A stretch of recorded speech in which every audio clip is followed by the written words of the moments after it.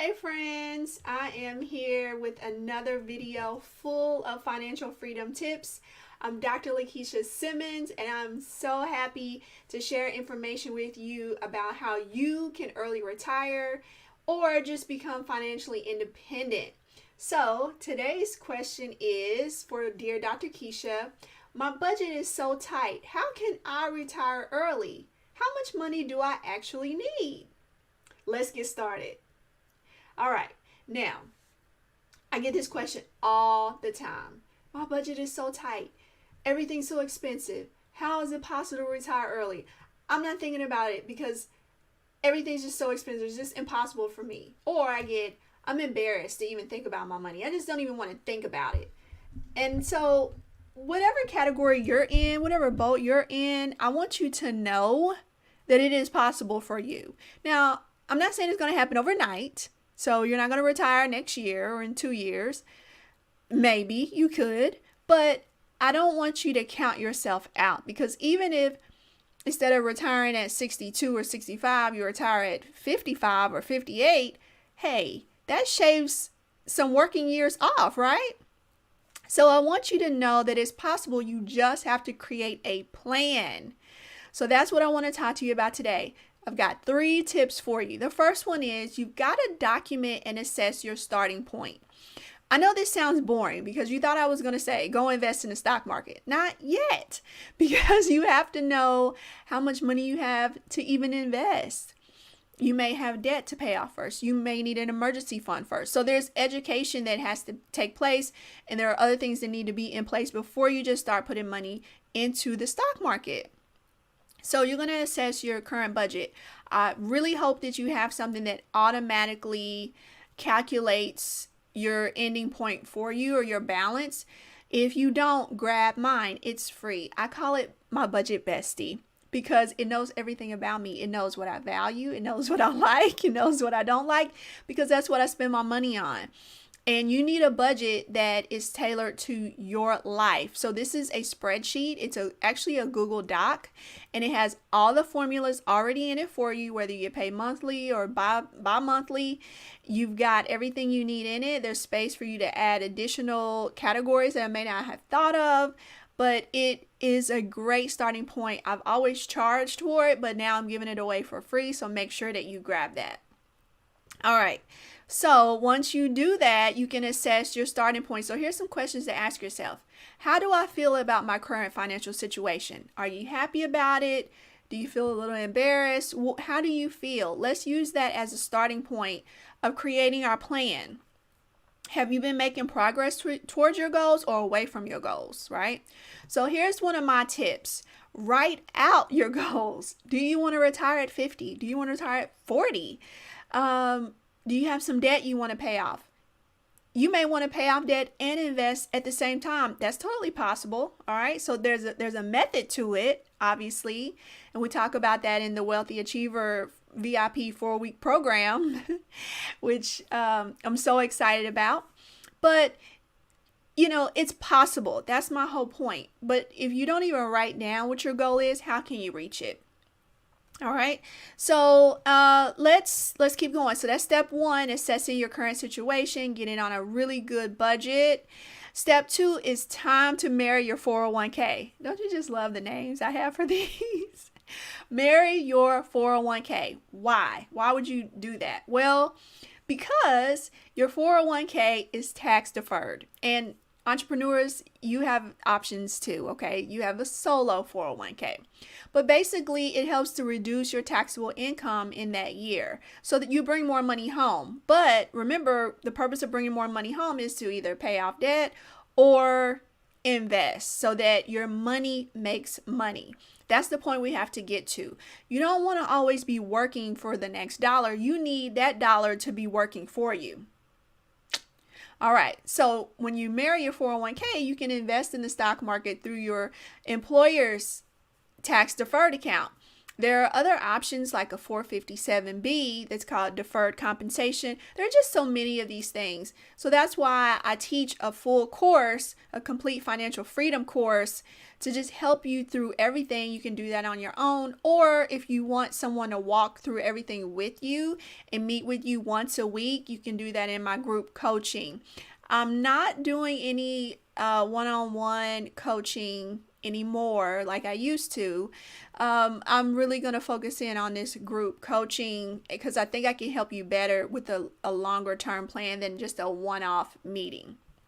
All right, so that's about your 401k. Step 3, calculate your FIRE number, because again, if you're on a tight budget, you really need to know what you're working towards. You see a trend here? So what you're going to do is look at how much money do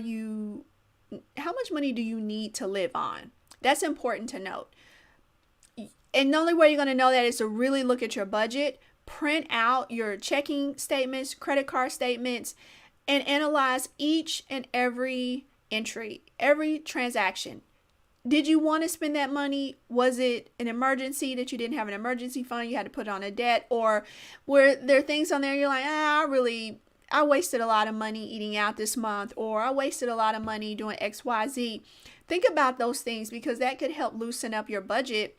And if you're still really just tight, think about even bigger ways to reduce your expenses. And you can see my other blog post, how my budget bestie can save you $200 to $300 a month to get some more specific actionable items.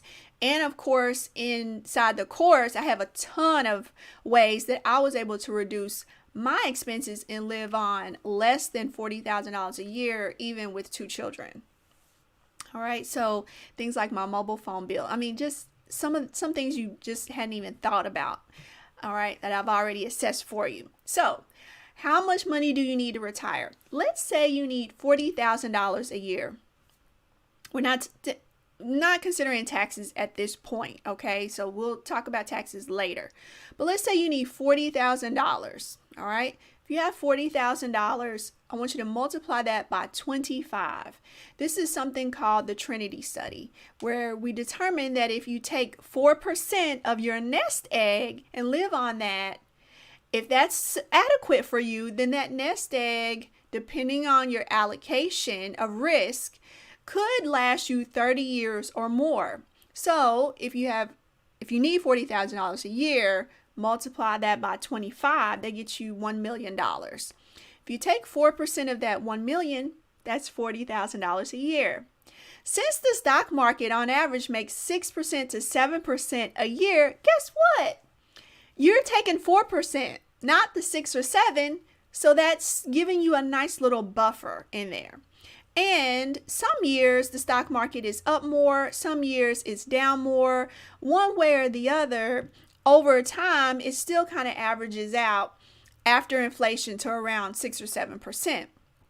But just to give you a little motivation, because we all need that, I want to show you or tell you just how much the stock market has been performing in the past years. Okay, so for example, in 2020, the S&P 500, which is 500 of the stocks we know and love, companies that we know and love, had a return of 18%.